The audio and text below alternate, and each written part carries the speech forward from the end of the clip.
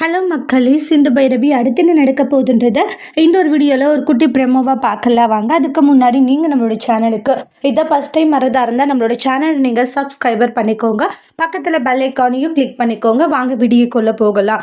இங்கே நம்மளுடைய ஸ்னேகாவுக்கும் நம்ம சிவாவுக்கும் கல்யாணம் பண்ணி வச்சா நல்லா இருக்குன்ற மாதிரி மக ஆரம்பிப்பாங்க. அதுக்கு நம்மளுடைய அன்னபூரணியுமே சிரிச்சுட்டு சைலண்ட் ஆகிடுவாங்க. சிரிச்சுட்டு இருக்கிறதுனால கூடிய சீக்கிரத்தில் கண்டிப்பாக அன்னபூரணி அக்காவே ஸ்னேகாவுக்கும் சிவாவுக்கும் கல்யாணம் பண்ணி வைப்பாங்கன்னு பேசிட்டு இருக்காங்க. இதை கேட்டுட்டு சிவா கிட்ட ஆர்கியூமெண்ட் பண்ணுறாங்க சிந்து. உன் பெரியம்மாவும் சொல்கிறாங்க, உன் அம்மாவும் சொல்கிறாங்க, ஆனால் நீ எதுவுமே ஒரு வார்த்தை கூட பேசல இல்லை டாக்டர்ன்றாங்க. அப்போ உனக்கு நான் வேண்டாமா, ஸ்னேகாவை கல்யாணம் பண்ணிக்க சொன்னால் ஸ்னேகாவை கல்யாணம் பண்ணிப்பியான்றாங்க. ஏண்டி என் புள்ள என்ன சொல்கிறது, நானே சொல்கிறேன், என் புள்ள கண்டிப்பாக உங்கள் பெரியம்மா பேச்சை தட்ட மாட்டான், அப்படி வேணும்னா போய் பெரியம்மா கிட்ட பேச சொல்லாமனே அப்படின்றாங்க.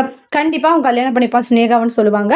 வெளியே அழுதுட்டு இருக்காங்க. சிந்து, நான் சொல்ல வரதை கேளு, போதும் டாக்டரே போதும், இனி எதுவும் பேசாதன்றாங்க.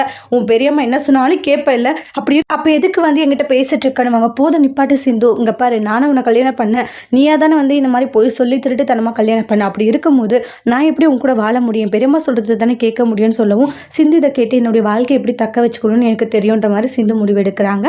அடுத்து சிந்து என்ன செய்ய போகிறாங்க வெயிட் பண்ணி பார்க்கலாம். தேங்க்யூ.